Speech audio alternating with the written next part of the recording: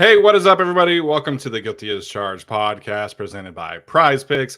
My name is Steven, and I am the host as always. And joining me is my guy, Tyler. Tyler, what's up, man? How you doing tonight? Oh, I've watched so much all 22. I feel like I'm going to throw up, but I'm happy to be here doing a defensive heavy mock draft. And as Kareem says, like the stream or the Chargers will draft Joe Alt at 5.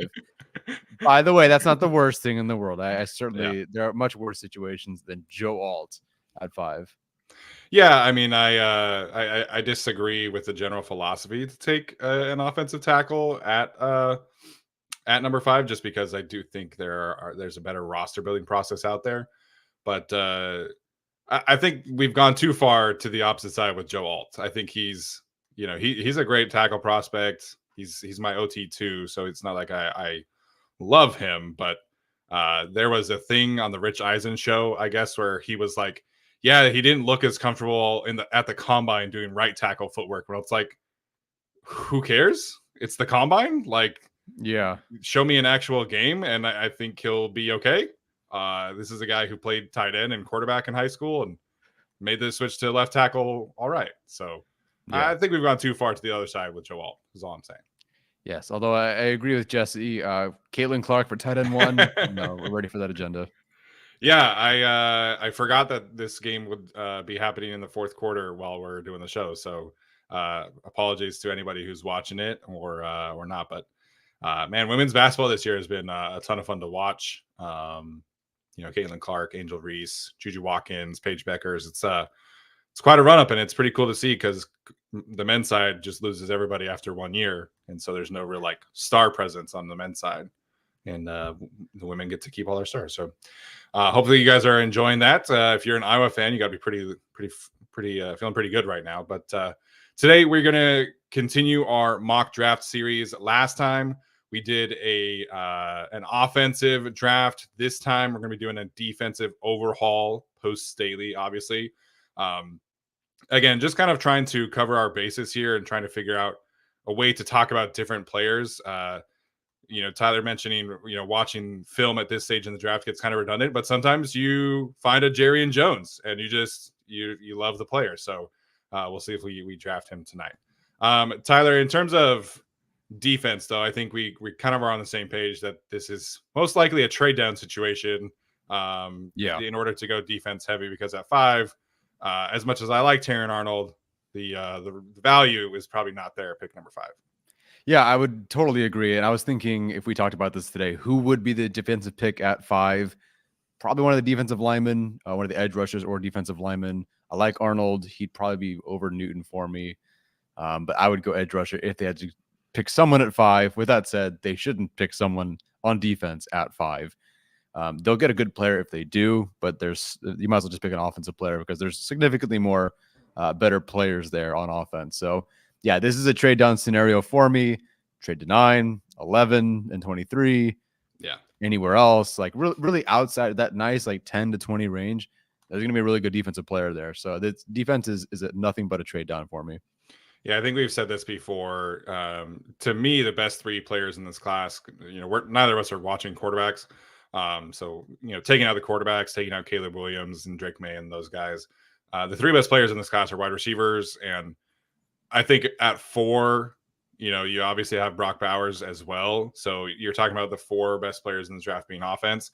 If you wanted to have a legit debate between your OT1 and Taron Arnold, for me, like Olu Fashanu and Taron Arnold, like that's the debate at 5 and 6 for me. But the first 4 players in this draft are unequivocally offensive players. And then you can kind of have a conversation as you go from there. But if you stick a pick at 5, it's definitely an offensive player.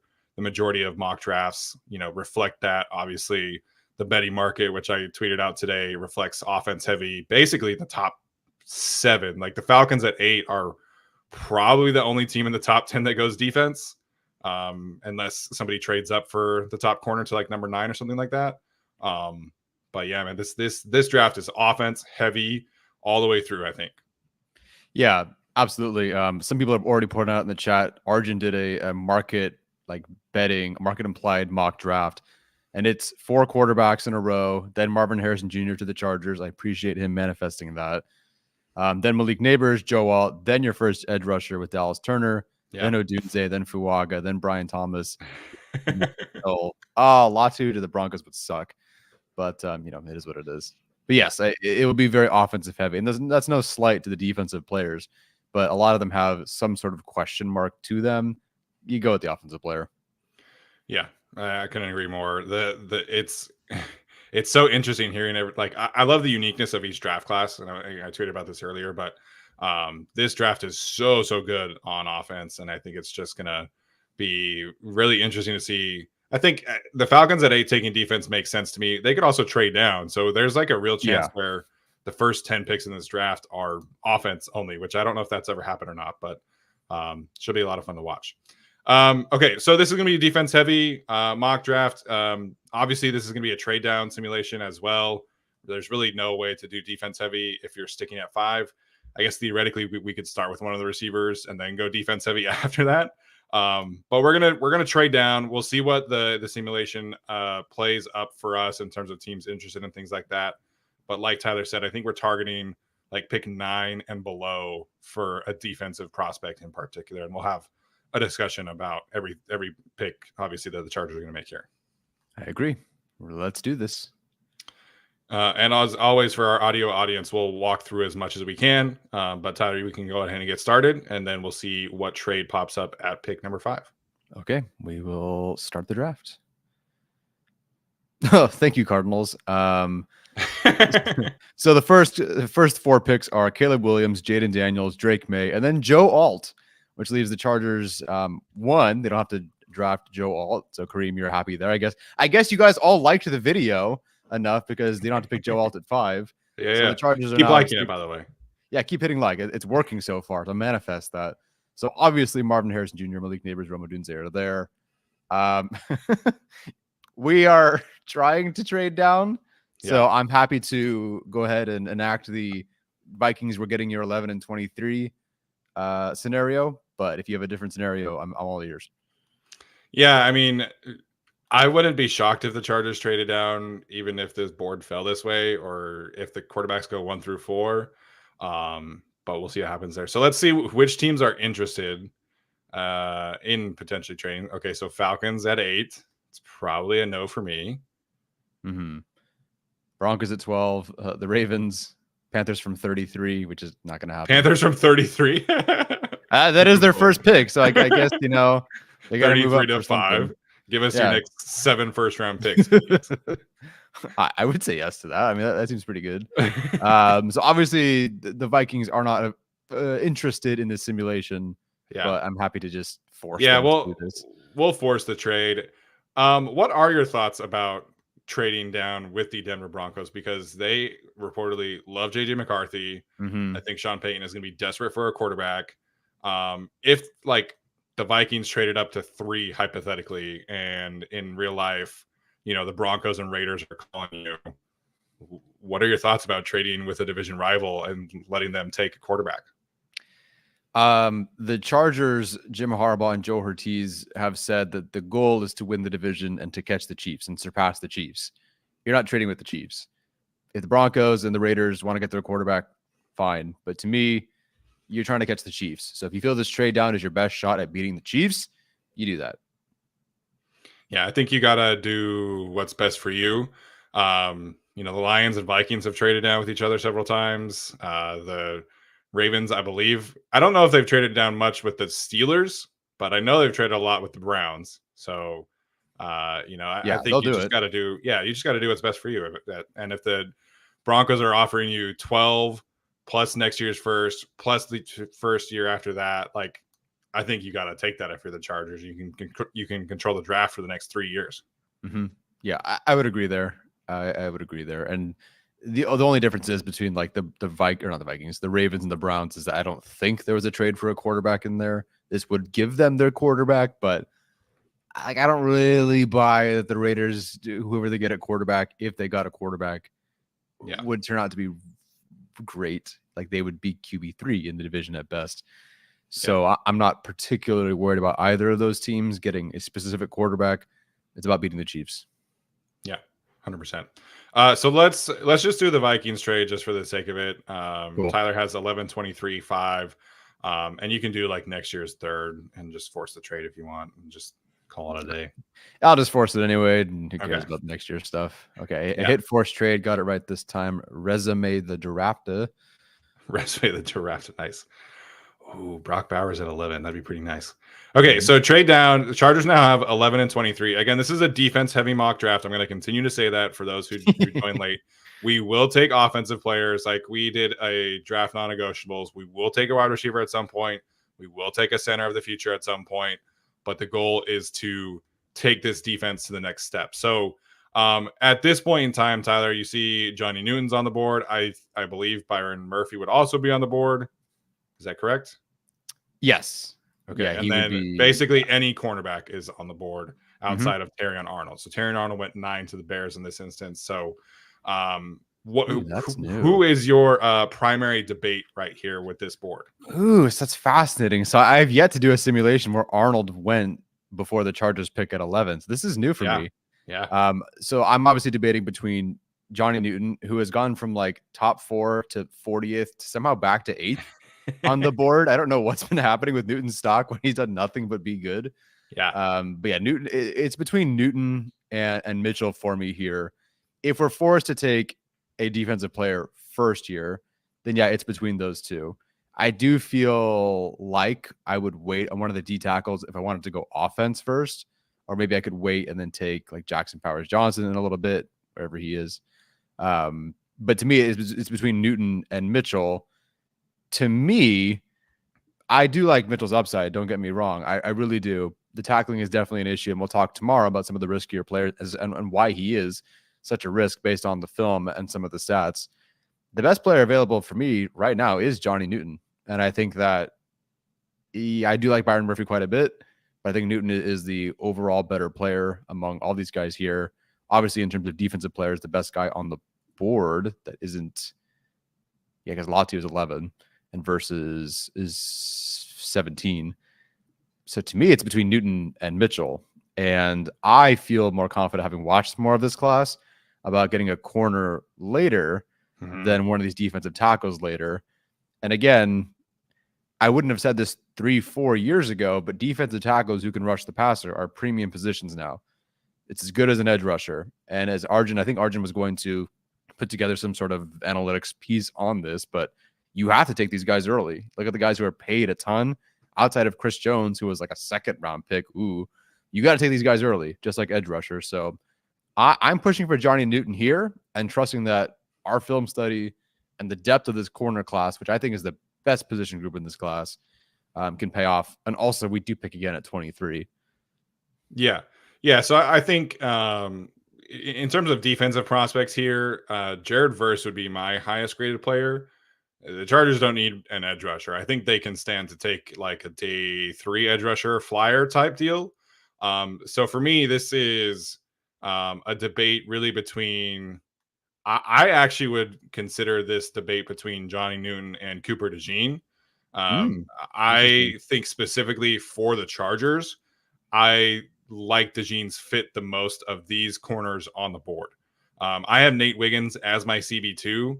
I really kind of doubt that the Jim Harbaugh-led Chargers are going to take a 165-pound corner. Just me. I think that's probably not a stylistic fit. But Cooper DeJean, I think, while I don't love his ability in like a man-heavy scheme, I think he does everything well in a zone-heavy scheme, and he could play the slot for you. He could do a lot of safety work for you. So it's not like a true, pure like CB1 type, I think, if you take DeJean. But I think he could be a fit specifically for this defense with Jesse Minter as kind of a chess piece. He is my CB3 overall, so I do have Nate Wiggins higher. But I think it's worth mentioning DeJean's value in this specific defense. And he's one of the best kick returners in the league, which is not really a Darius Davis strength. The league just passed a new kickoff rule. I'm not saying you elevate him over the other players because of that, but I think it helps, present value for him. Yeah. That being said, I think you take Johnny Newton here if we're going defense heavy. You mentioned the Arjun study. It was Chris Jones and Justin Madubuike were the only guys paid in the top 10 who were drafted outside the first round. Basically, if you want a top tier defensive lineman into your pass rusher, I think you have to take them in the top 20 pick situation. For me, Newton versus Byron Murphy is honestly not really a debate. Like I like Byron Murphy, he has a first round grade for me, but Johnny Newton's hovering around like Jalen Carter grade territory for me. I love Johnny Newton's tape. One of my favorite tape watching experiences of the draft. He was actually the first. I think he was the second prospect I watched, and it was just like nonstop. He was in the backfield, wrecking quarterbacks, defending the run. And people are saying that like he doesn't really defend the run. Of any defensive tackle in this draft class, he had the most run stops according to PFF. His run stop percentage wasn't that high because he played like 600 snaps and he was playing injured. So this is a guy who has played through injury, played at a top-notch level for the last 2 years at Illinois. Byron Murphy is kind of like a one-year wonder, if we're being honest. So for me, I think this is Johnny Newton territory in a defense-heavy draft. Obviously, in like real life, if the board played this way, I would advocate for Brock Bowers pretty heavily. Yes. But, in a defense-heavy draft, I think you take the interior pass rusher, and then, man, like the third down packages that you could throw out there with Johnny Newton, Morgan Fox on the interior, these three edge rushers on this team, that's how you form an elite defense. Is you get an elite pass rush. That's where you start. That's where all the best defenses have started. So I think we go Johnny Newton here. I agree. And again, and we'll repeat it several times, it is defensive heavy. So first I would have taken Neighbors and not traded out. But now that I've traded out, I would have taken Bowers if he were there at 11. But given the board and given our scenario here, I'm going Johnny Newton. And then I would have gone Mitchell over DeJean. I just kind of prioritizing a pure like outside corner at that point. I would have gone Arnold over Mitchell. But to me, if we're in agreement on Johnny Newton, I love that. He's just a game wrecker, vertically, laterally, you name it. Like he can move all over the field, rush the passer, win with power, win with anchor, whatever. Like whatever you need, he feels so well rounded. I don't know that I'm at Jalen Carter grade, but I see what you mean. Like to me, he is one of the best players in this class. So Newton, I'm all for it. There was a rep against Wisconsin where they lined him up as an edge rusher, and he did a cross chop and cooked the Wisconsin right tackle. And when I saw that, I stood up out of my chair. I could not believe it. I was like, this guy, he's so technically refined. Like I think he is. Him and Latu are by far the two most technically refined pass rushers in this class. I think with Johnny Newton, you can just do so many different things. Mm-hmm. I agree. So, okay, so we've run through the simulation. We're moving on to 23 now. Obviously, Brock Bowers went to the Saints. Quinyon Mitchell is gone. J.C. Latham, Cooper DeJean is gone. Fashanu is gone. Byron Murphy at 21. The Eagles get Amarius Mims, which means he'll be like an All-Pro Hall of Famer.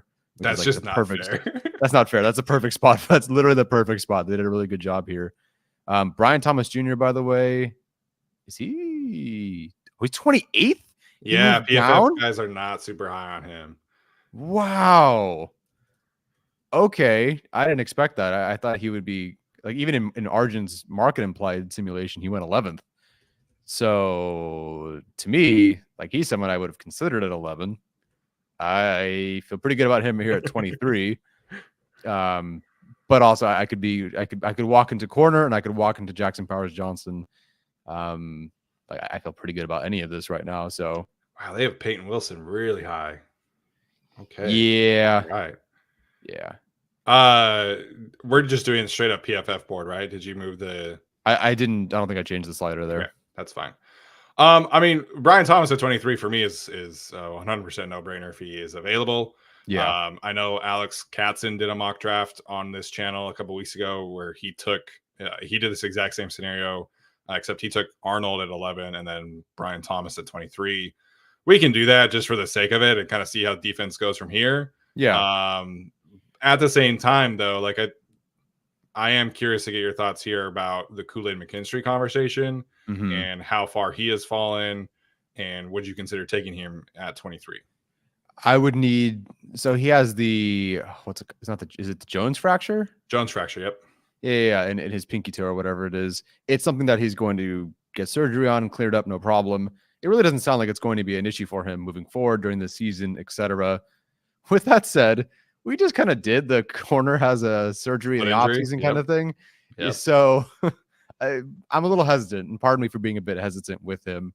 The tape at this point, like you tell me 2 months ago. Kool-Aid McKinstry at 23, feeling pretty good about that one. And I think he's worth it. To me, Kool-Aid he's 19th on my board right now, and that's with the Jones fracture. Like, I do think he's worth the discussion here, but I don't love the uncertainty there. And to me, it's like, okay, I can take, Jackson Powers Johnson. I feel much more certain about Brian Thomas Jr. I feel more certain about. I've all things considered, even if they're very close, the injury, the surgery that is something that I'll say no for now. Yeah. I just wanted to bring it up because if you look at physical profiles, Kool-Aid is basically like a 1-for-1 with Marlon Humphrey, who the Ravens drafted a few years ago. But the health is definitely a concern. I think just the consistency is a concern. Like, people are wondering about Kool-Aid and like why he's falling and stuff like that, because he did start the process at CB1. I think if you actually watch all 22 of Alabama defense, you see just such a real drastic difference in effort and consistency between Arnold and McKinstry. Some of that is targets. Like, McKinstry was awesome in 2022, and coverage can be very volatile. It's one of the reasons why corner is not really trending towards staying as a premium position in the NFL anymore, if you look at like financial contracts and draft pick considerations. But I mean, if you get the 2022 version of Kool-Aid McKinstry, then you're definitely getting a value here at pick 23. Yeah. That being said, I think we should just take Brian Thomas Jr. just for fun, and then we can kind of go defense later, because as Kevin points out in the chat, we are going to do our non-negotiables, and one of them is find a wide receiver, and Brian Thomas would be awesome. Yeah, no, that's freaking perfect. It's perfect for Herbert, this offense, what they'd like to do. Even if all he can do is the one thing, which is just fly down the field. Perfect. That's kind of not all they need a receiver for, but it's perfect. Like, no way. I mean, the Jackson Powers Johnson thing is interesting, man, because he's falling quite a bit. Like, I don't think Mel Kiper has put him in the first round once in any mock draft that he's done. And not to say that Mel Kiper is he's the godfather of mock drafts and all that, but he's not the pinnacle of mock drafts anymore. Yeah. But it's some guys are not putting him in the first round, so it is what it is. That being said, I think we could have a linebacker conversation here. Because I've continued to watch this linebacker draft class, and it is awful outside of the top three. Yeah. Like, I really love Junior Colson's tape. I like Peyton Wilson, especially if he's healthy. And then Edgerrin Cooper, I think, as well. That top three is solid. It's not spectacular, but it's solid. I think each of those three in a vacuum, I would be cool with taking at 33 after this trade down, because after those three, I am not touching this linebacker class. I would much rather prefer to punt on the position and just play the guys who they have now. What are your thoughts about how the team should approach linebacker in this draft? I think they're kind of SOL on this one. I feel like if they need to upgrade, so Perryman is starting. That's basically going to happen at this point. Yeah. The question is, how do they feel about Deion Henley? I, at this point, would rather take any of the better players / position groups here over linebacker. And I think that maybe you can find a guy on day 3. You can sign someone after the draft, trade for someone. Lord knows the Ravens did it. I don't feel like taking a linebacker here in the second round. Honestly, we were going to talk about non-negotiables, and I even think I said no linebacker in the second round. This linebacker class is not like good. It is not good. Don't get me wrong. It is not good. So I would get why they would take someone here, a linebacker here, but I can't in good conscience do this. And I know Arjun's going to fly from Michigan and stab me in my sleep if I take a linebacker in the second round. That's totally fair. At 37, if they stick and pick at 37, I definitely prefer them to, in this scenario, I'm looking at corner. Like, that's probably where my preference would be. But I think it's worth having that conversation about talking about one of these corners or one of these linebackers, just because the drop off is so drastic. And I think there's a pretty good chance that all 3 of those linebackers are gone by pick 69. So it's like, I agree. Kind of gotta, decide what you value and not, because if you look at this cornerback class and say, hey, we can take one in the 3rd round and the 4th round, and we feel good about those guys. Take a center later on, take a wide receiver if we don't take one in the 1st round later on. But this linebacker class, like, I'm so sick of the 5'10", 225-pound linebacker that can't hit anybody, man. It's so frustrating to watch. Yeah. But yeah, so I'm going corner here with one of Yeah. those picks. Who are your guys that you're considering there? Yeah. Just real quick before I jump into the corner talk there. Tavondre Sweat, I know that he's everyone's favorite third round selection, but I agree with Trevor Sikkema that it's basically just him if you want a Yeah. space eater. And there's not another guy till McKinley Jackson at 135, and then Jawan Briggs here at 185. And then depends how you feel about Mason Smith. He does play the run ball, but again, 148. So I could see the Chargers going with a Tavondre Sweat here in the second round, which would feel like a reach if you're doing mock drafts, but understanding the position and who's available, he's kind of it. As far as corners go, I like Kamari Lassiter a whole heck of a lot. I think he is a better overall corner than Mike Sainristil. I have him graded as such. I don't exactly know where I have him ranked, but I have him over Sainristil. The difference is I know Sainristil is a slot corner. I've seen him play it, and I've seen him play it in this particular defense. So I just feel better about the communication, the year one jump, the starting points, the lingo, you name it. So if I'm going for a corner it's probably between these two. With that said, you want an outside corner, your best option for me here is Kyrie Jackson. And I loathe where he's ranked pretty much everywhere.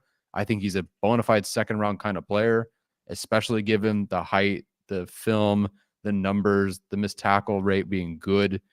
I think he should be considered here in the second round. So best corner, Sainristil, Lassiter, Kyrie Jackson for me. Yeah, I have it's so frustrating because I love Kamari Lassiter's tape. It was a ton of fun to watch. Mm-hmm. But there were some athletic concerns that I had, and then he didn't run super fast, which like relying on a combine time is not the best thing in the world, but he actually didn't even run at the combine. He ran at his pro day, and his pro day time was like a 4.6 according to some people. So it's like at corner with athletic concerns.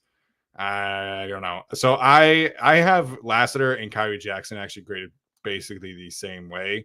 And I have zero athletic concerns about Kyrie Jackson. So if the Chargers want an athletic corner, then Kyrie Jackson or Cam Hart, who I've talked about, but I understand I'm much higher on Cam Hart than anybody else.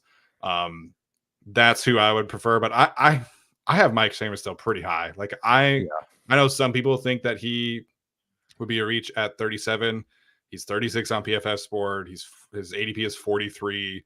If you want Mike Sainristil, this is where you take him. And I understand the Chargers do need some outside help, but they need a starting slot corner too, and one that can come in and play it well.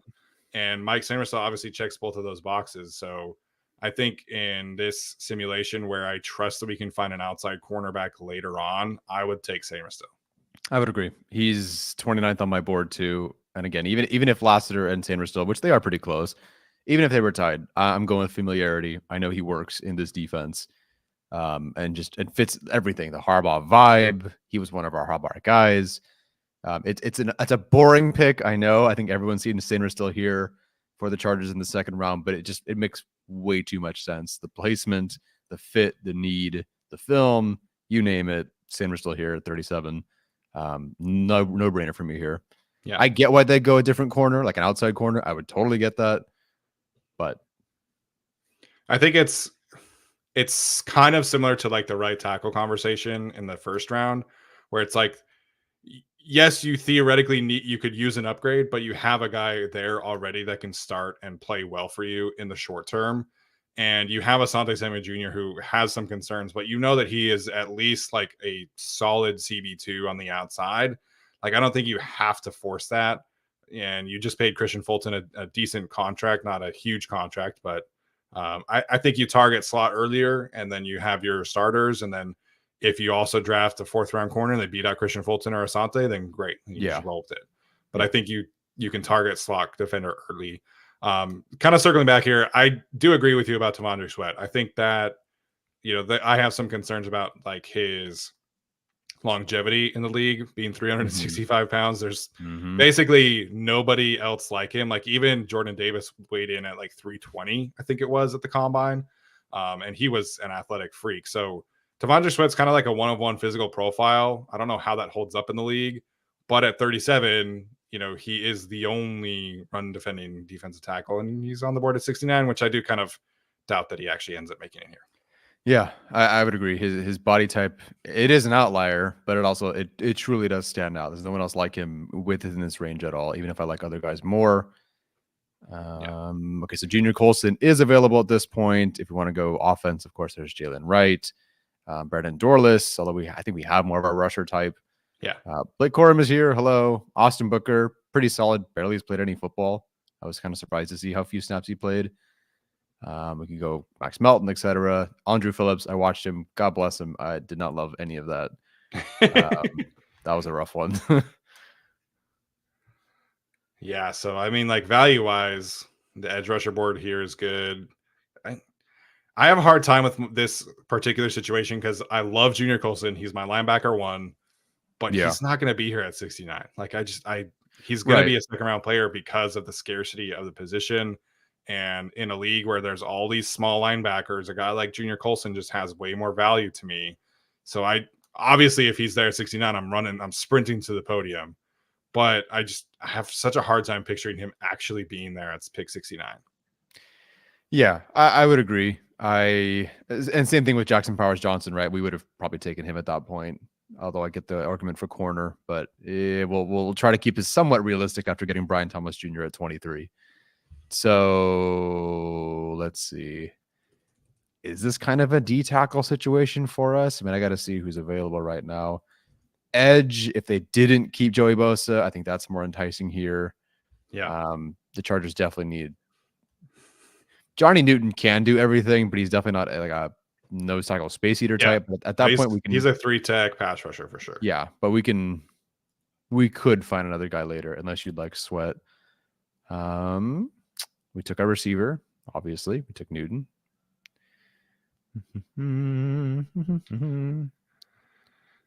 If we didn't have a receiver, I would Javon Baker would be a guy here for sure that I would consider. Okay. Have you watched him yet? I haven't. I didn't get to Baker yet. Okay. You'll like him. He's okay. He gave me a lot of like crap. I had this comparison in my notes and now I can't remember it. Jeremy Maclin, the former Missouri wide receiver. Oh, okay. Wow. All right. Yeah. I know it's not like an amazing comparison, but I love Maclin coming out of Missouri. So I don't know with this one, man. Okay, so because it's like Colson or Sweat obviously are like no brainers for me in this situation, and but we always do that, and then like I just don't think that either of them are going to be here. I agree. I think Colson has a greater chance of being here. I would get Colson being here. Like technically, Simpson and Henley, who were like 3rd and 4th last year, did fall to the 3rd round and later, and back-to-back picks for that matter. So I could see Colson actually falling, quote unquote, this far to the beginning of the 3rd round. Sure. I think Sweat is kind of I think Sweat is less likely. And Colson, I actually do think is linebacker 1. So I actually think he should go earlier. Maybe somebody else falls. If you in a defensive heavy draft, I think Colson has to be the pick at this point. Okay, let's just do Colson then. Okay. I love his film is so good, and it's such a refreshing treat to watch him over the rest of this class because he's a big physical linebacker. He can cover, he can blitz, he can do everything for you. There are some athletic concerns, which is why he's not like a 1st-round pick. Sure. But there's so many space and chase linebackers in this class, including Peyton Wilson and Edgerrin Cooper. Watching an old school linebacker like Colson is just really refreshing. Yeah. Okay, so I'm just checking out the DB board right now. I did watch Adrian Taylor Demerson. I think he's like a solid day 3 pick. I think that this is a good range for him. You talked about he's my favorite coverage safety to watch, like man-to-man coverage guy. Like if you want that as a safety trait, I think he's the one. But didn't love the rest of the film. I would agree. I have him squarely in round 4 personally. Did not watch Cole Bishop, but again, I'm deferring to you. Cam Hart, I'd like here as your outside guy. Did Jerry and Jones go? Well, there goes that discussion I was hoping to have. Unless he's way down here. He might be way down there. He's like corner 24 on that consensus board. I beg your pardon. What kind of awful evaluation is that? Is Green gone too? Green must have. Okay, they both must have went then. They're wow. not, okay. No well, then we are squarely looking at, I think, like a one corner at this point. In Cam Hart. Have not watched the rest in this range. And then does that also mean that the Wake Forest safety is gone? Because I have oh no, Malik Mustafa is here. 165. Okay. Guys, watch some tape. You like him quite a bit. Yeah, I do, honestly. There's a certain twitch to him and an instinct to him and the way that he reads things that I would have taken. I, based on the board, wouldn't take him in the 3rd round, but he's someone I would take here in the 4th round based on how much I like him. But it's a debate on how early we want to take a safety, if at all. Yeah. I think he's just, the instincts are beautiful. I think that he's a more complete player than DTD, excuse me. DTD, yep, DTR. What a player. Let's look real quick at the interior offensive line board because Bo Limmer just went. Okay. So Chargers, as we're being reminded by Dylan Cole, we do have to take a center here. Not at the specific pick, but yeah. I mean, it's a non-negotiable. So Bordellini and Norzad are still here. Those are the only 2 that I would be interested in for center. So we can maybe wait there. Yeah. Running back is not on our non-negotiables, but this is generally where I like to take one. Me too. I'm fine with taking a safety if we want to take a safety. But Cam Hart is staying there. We always take him. But yeah. Did you get to watch the Wake Forest corner, Caitlin Carson? I didn't. No, I didn't yet. So I've only watched him in passing as well. I know Gavino really loves Caitlin Carson. So for what it's worth, we can maybe wait on corner to the next pick, see how that goes. Sure, I think we did this last time. Okay. So let's pull up the safety board again. Obviously, I'm in favor of Cole Bishop. Have you watched? And you're in favor of Malik Mustafa. Is Malik Mustafa kind of a free safety type to you? Is he a box safety, coverage guy? Honestly, everything. It was, you want something from free safety, he's got that. I think he covers that better than DTD. Keep saying DTT here. DD. Nope, forget it. Taylor Demerson. Yeah, whatever. You think I could say 3 letters? I can't. Apparently, his nickname is Rabbit. If you want to just call him Rabbit. All right. Well, I'm not taking a Rabbit. I'm going to take. I prefer Malik Mustafa, but tiebreaker, I think Cole Bishop. Cole Bishop in passing, having watched him, because I watched Miles Battle today. Believe it or not, the other corner. Oh, you watched the corner. The third most athletic corner in the draft. Fun fact. Yeah, I know. I was like, hey, I'm going to watch this Utah corner, and he wasn't even really a starter, but I was watching him in passing. I got to say, Cole Bishop was pretty impressive. So if you think Cole Bishop is the guy here and that fits the Chargers wonderfully, I'm all for it. I do think that safety is a bit of a need. I think 4th round kind of makes sense because, you know, you have Alohi Gilman, but he's only on a 2-year contract. It's not like he's a long-term guy. JT Woods is currently your safety 3, and he is not a Harbaugh guy. I think we can say that pretty safely.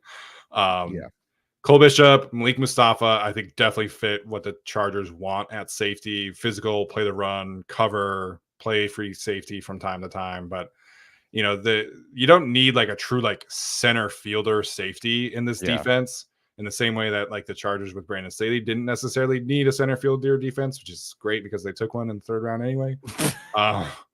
So I'm on board with taking a safety. It's just how much do you want to do that versus corner versus center? And we have not taken a safety in a mock draft this early, at least. So it does dry up pretty quick. And I don't think that is, you know, I'm the Utah guy here, obviously, but I don't think Cole Bishop is here in the 4th round. Maybe Mustafa might be. I'm cool with either one. I like both of them. I think Bishop is the better prospect, but I'm cool with Mustafa as well. I would like to go with Mustafa then, if you think Bishop's not going to be here. I didn't want to watch the safety class. All I heard about it wasn't good. It wasn't good. And I turned on Mustafa as my first player. I'm like, are you guys sure this isn't a good class? Because he's like 165th down here. Yeah. Ball of fun player. I loved watching him. He's let's see, 58th on my big board. So I do really like him quite a bit. All right. Granted, I have more players to go, but Yeah. move Hoffa. Yeah, the safety class is fine. The top of it is you can find good quality role players. Yeah. It's just not you don't have like a top tier guy this year. Oh man, Cam Hart at 109. Shit. Well, there goes our Okay. plans. All right. Okay, let's pull up the cornerback board again real quick. Cool. Now that everyone I plan on taking is gone, let's see who's left. Elijah Jones, Kamal Haddon, Shaw Smith, Wade, Kalen Carson, Josh Newton, Kalen King, Dwight McLeather, et cetera, et cetera. I don't think we can take 3 Michigan corner or 3 Michigan defensive players. Oh yeah.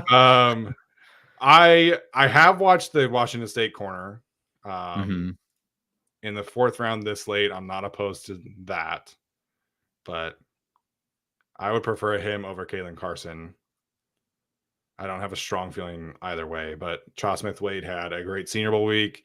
He's fun on tape. Ball skills are really nice. He play man, play zone. We could also do a running back here. We could do center here. Kind of see where it goes. How do you feel about D tackle or edge rusher here? I mean, we do have Newton already, so the D tackle I would take here is Mason Smith, but that's going to give us like an F grade if we care about that. When have I ever cared about grades? I started at community college. Just school. Yeah, who cares about school? Me, a teacher. Okay, so we could wait on edge rusher. Yeah. Wouldn't mind our space leader D tackle here. Do Michael need a corner. Hall does not make any sense to me. Nope, there must be something I'm not seeing, or he like pooped in PFF cereal or something because I don't get it. So the other option is obviously running back here. But if we want to feel good and solidify running back corner, then we can take a corner, and I'm fine with Shaw Smith Wade. Yeah, let's do that. Okay, cool. We have solidified the backfield. We're now stopping Mahomes and potentially Rashee Rice if he's there. Yeah. I want to pull this up and make sure I get this right, but I want to say Shaw Wade is taller. While you're pulling it up, Vaughn says DTD is a Harbaugh guy. I'm telling you, I believe that. I really liked him right until he dove his head to try to make every tackle. Yeah, neither Texas Tech safety really knows how to tackle, honestly. I watched it. I'm like, wow, runs a 4.3 and ducks his head and misses tackles. We have one of those. Yeah. But he's 6'4". So yeah, I wasn't in love with that. Very willing to, but I'm mistaken. Shaw Smith Wade's 5'9". Shit. So we have 3 5'9" corners. I thought he was 6 feet tall. Reboot. Restart. All right, guys. New stream. Okay. Oh man, that's my mistake. Well, shit happens, I guess. Our corners are short, but they have big hearts. And that's all that matters. Yeah. Okay, 140. I think we need to take a center here. Okay. Bortolini is available. Norzad's available. Bortolini is available. Norzad is also available. Have you watched Bortolini? Nope. Okay. So Bortolini versus Norzad, I think it's a stylistic debate. Bortolini is not a small center, but he's not a big center like Norzad either. He can be physical, but Bortolini is like an athlete of all athletes at the center position. So it just is kind of a stylistic fit. I think Sholoman pointed this out earlier. He had a faster 3-cone time than Jason Kelsey did, who was like the gold standard of testing well at center. Yeah. So it just is kind of, do you think they kind of pivot more towards like a Tyler Linderbaum type of center? Then Bortolini is probably your guy. If you think they're more interested in kind of like a Bradley Bozeman type and long-term replacement, then that's Hunter Norzad. So just kind of is a pick your poison of flavor of if you want an athlete center or if you want kind of a bigger, more physical center. Yeah, I think you go if without Linderbaum, I would have gone Norzad, and I still would go Norzad. But because of Linderbaum, that really changed everything. When the Ravens taking Linderbaum, I did not expect at the time. We were shocked at the draft when they took him, and he's worked out just fine. Traded down for him too. Yeah, granted, very good player. Was supposed to go in the first round. 5th round here is very different. But let's go Bortolini for someone different. All right, sounds good to me. I like Bortolini quite a bit. Not as much as Norzad, but I'm on board with the pick for sure. Cool. Okay, so we are definitely desperate for a running back. I could talk you into edge rusher or a big old defensive tackle here.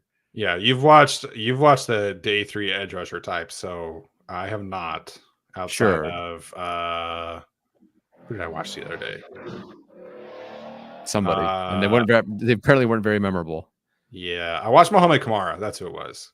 Oh, okay. Very, very fun against Colorado and also against Michigan last year, but he's very small.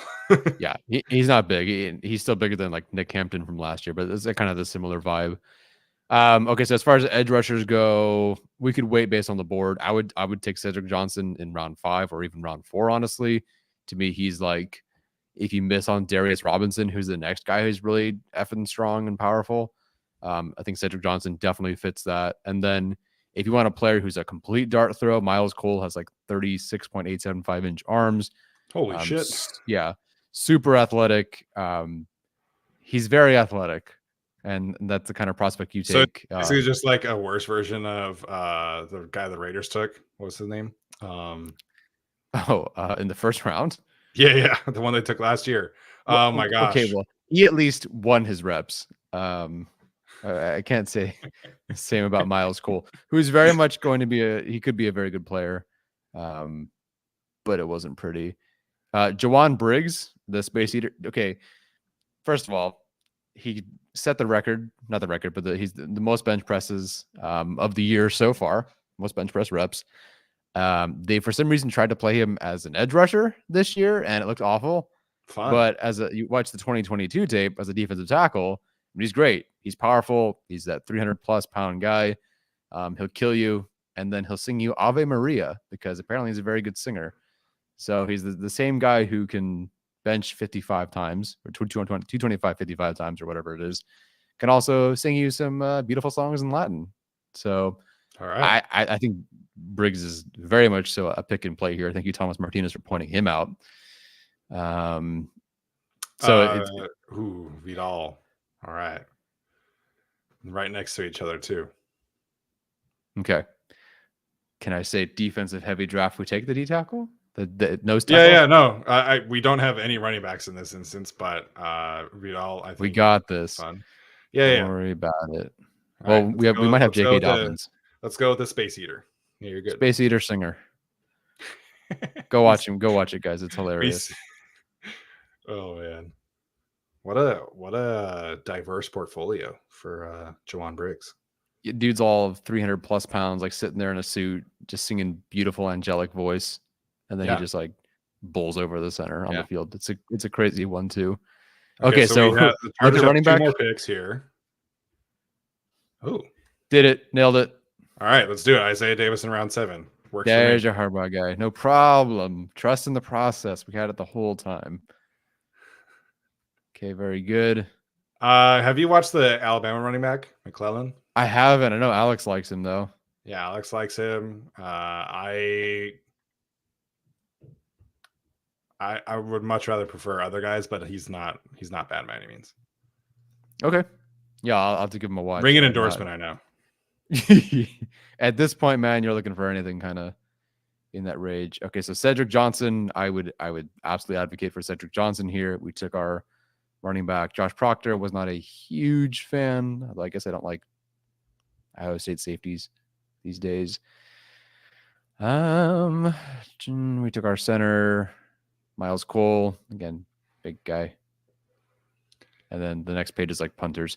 There are some guys, honestly, who are on the consensus board that aren't here, and I wish they were, but it's okay. Okay. I'm on board with taking an edge rusher. I think the Chargers will take a flyer on an edge rusher. Yeah.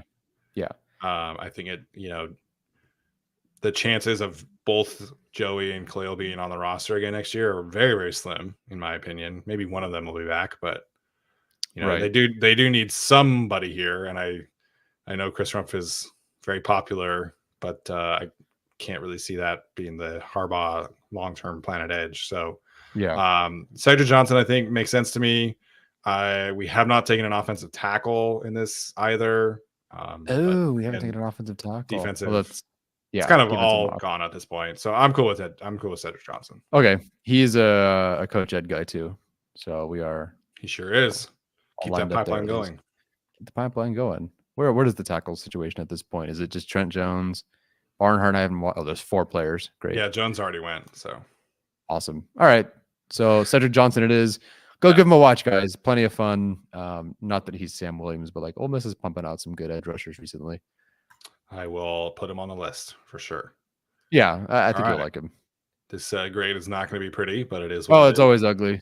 What are we getting for you? So again, this is our defense heavy mock draft. The early parts look really good from a grade perspective. Yeah. F for Malik Mustafa. Woo, that's fine. F you. Okay, so just to recap here, in this instance, defense heavy, had to trade down to do that, but the Chargers get Jerzon Johnny Newton in the first round at pick number 11, Brian Thomas Jr. at 23. So we did the wide receiver thing too. So you're welcome there. Slot corner, we took 2 of them on accident. That's my mistake. We'll own that. But it is what it is. So Mike Samer still will start, obviously, and then Junior Colson, Malik Mustafa. Just picture like we took a bigger corner at 110 and just like erase that part. And then Tanner Bortolini in round 5, center of the future. Again, always get an F for taking a center. I don't get it. Juwan Briggs in round 6, Isaiah Davis and Cedric Johnson round out the draft here in round 7. So the defense absolutely kicks ass, minus the fact that they're all 5'9". So I might as well sign up. I might as well sign up to be a corner for this team. Samer still plays like he's 6'2". That's right. Yeah, 6'5" in our hearts, guys. There's not like this class is like all short at corner by any means. We got kind of screwed. When we ended up in round 3, I expected to be plenty of guys, and turns out there was just Cam Hart.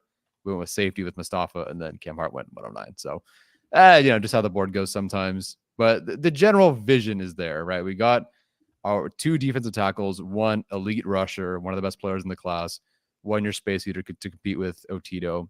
Beautiful. Zane Russell is going to start. Brian Thomas Jr. is going to start. Colson probably starts, but that's technically still a battle based on where he was drafted. Mustafa, depth, wonderful. Smith Wade not starting. I don't think so. And of course, just depth the rest of the way. Isaiah Davis will play. So I really do like this class. I really like this group overall. And I'm glad we just threw some different names in there. I honestly got so bored of cycling through the same group of picks. Like, sure, we go back. We're probably taking Jackson Powers Johnson or Brock Bowers or whatever at certain spots. But I'm glad we got different names out there. Briggs, guys, definitely go watch. Cedric Johnson, definitely go watch. Mustafa. There's not a lot of Wake Forest film. I think there's like 1 Wake Forest game on Caddy's Cutups. Steven, go watch the other database. It's fun stuff. Yeah. Nate Tice does have Malik Mustafa as safety 1. I tweeted that to you, but Tyler's not alone in liking Malik Mustafa. So there's a lot of fans of his out there. The safety class, I think, is you have like 5 or 6 guys that can definitely come in and play roles. It's just a matter of like picking your poison, but it is what it is. Yeah.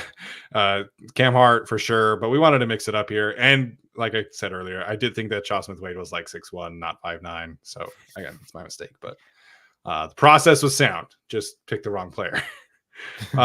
So yeah, this is a fun group, man. I think the Chargers, if they wanted to go defense heavy, at least early, they have some options that I would be really, really interested in. And the Chargers definitely have a lot of needs on offense too. But we wanted to make sure we cover different scenarios here.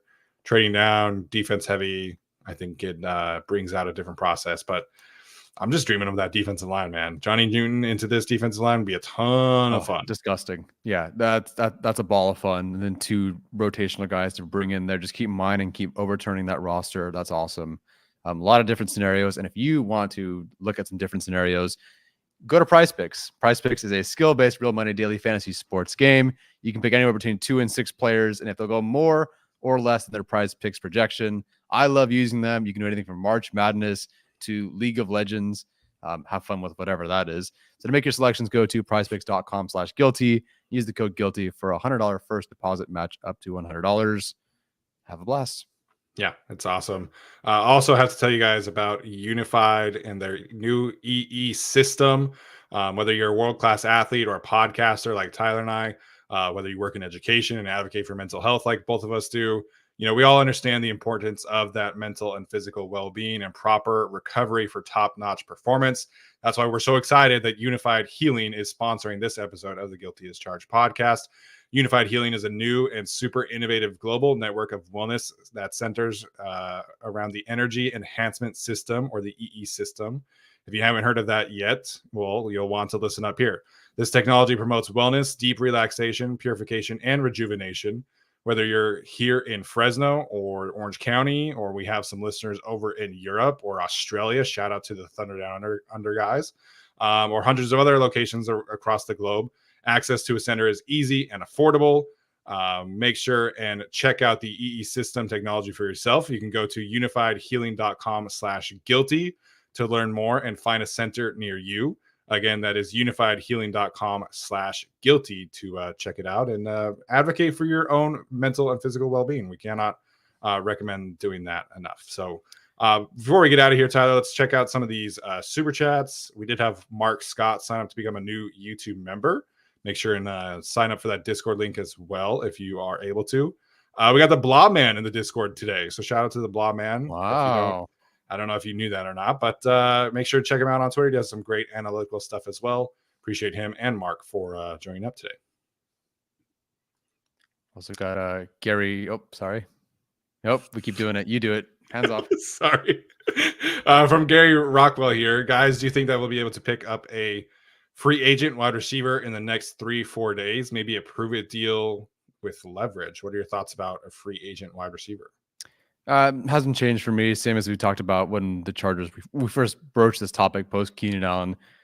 Why? Just wait till the draft, see what you get in the draft, and then post draft with cuts with other players that are available, then go add somebody. But to me, like Brian Thomas Jr. falls to you at 23, you mostly have got everything solved at that point.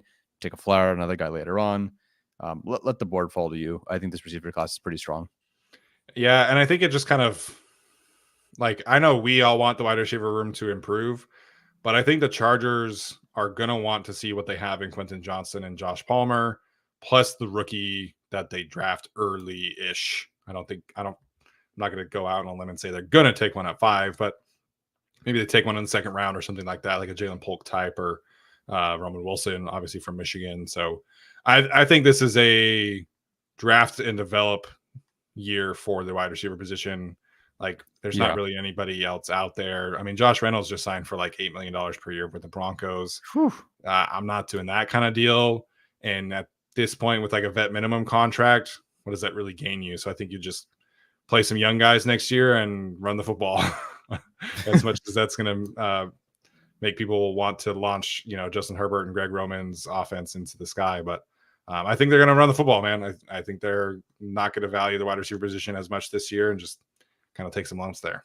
Yeah, I could see that happening. I think once the first round goes, we'll kind of have a very strong idea of what this offense is going to be. Yeah. Obviously, if they take Marvin Harrison Jr. and Malik Neighbors, I'll be very happy. But I think that you could stand a double dip at wide receiver this year. So yeah, we'll see. Anthony Navarro, last one here. Love the show. Who do you think will be the opponent for the home opener? I got the Saints. That might be the preseason opener. Yeah, I thought they didn't play then this year. No idea. Opponent for the home opener, it's going to not be the Chiefs because they won the Super Bowl. Yep. So I think it'll be the Ravens. Ooh, Harbaugh Bowl to start off. Yeah. I wouldn't surprise. That probably could be like a Monday Night Football, Sunday Night Football type deal also. Yeah, I could see that. Just drive the ratings, have fun.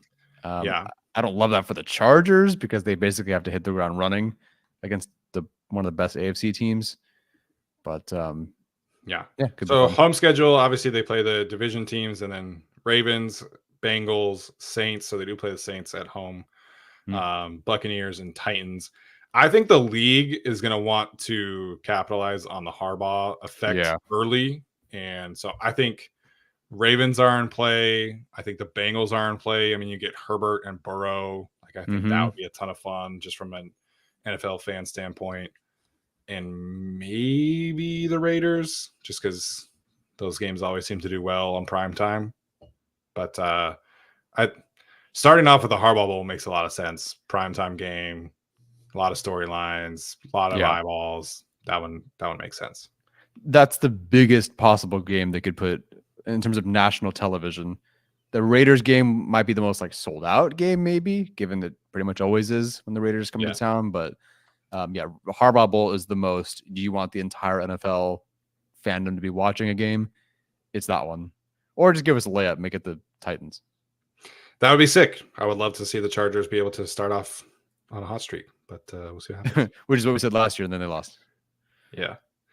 Yeah. You know, the Dolphins were just on another level that day. And for some reason, we all thought that, well, not we all, the Chargers thought having JC Jackson cover Tyreek Hill one-on-one would be a fun idea. Yeah. For 24 hours, we had the best rushing attack in the league, man. Dude, watching the film back of that Miami game from the offensive side, it was so much fun. I was so excited, and then it all went to shit. Yeah, unfortunately. So, lesson learned. I will not take week 1 with a ton of stock in it. We'll put a grain of salt on it for sure, but it was fun. Yep. All right, Tyler, any other thoughts before we head out? No, I honestly had fun watching this defensive class, and I'm excited to flip back to the offense and kind of readjust myself to the middle here. Yeah. A lot of work to go. My top 100 is slowly coming together. Grades are wrapping up. Got some other guys I need to watch for sure. But this is obviously the sprint to the finish of the draft. Got a ton of stuff for you guys planned. We're trying to mix it up, do different shows than we usually do, than most people are doing. So hopefully you appreciate that. The team does report for voluntary workouts tomorrow. So we'll see how that goes. I know Jim Harbaugh was very, very excited about getting the Chargers players in the building. So maybe we'll get some press conferences, some new content tomorrow. We'll see how it goes. All right, guys. Thanks so much for tuning in tonight. We'll be live tomorrow, same time. Hope you can tune in. Hope you can leave us a rating, review, like, subscribe. All that good stuff does continue to help grow the show. We appreciate you guys, and we'll see you tomorrow. As always, bolt up.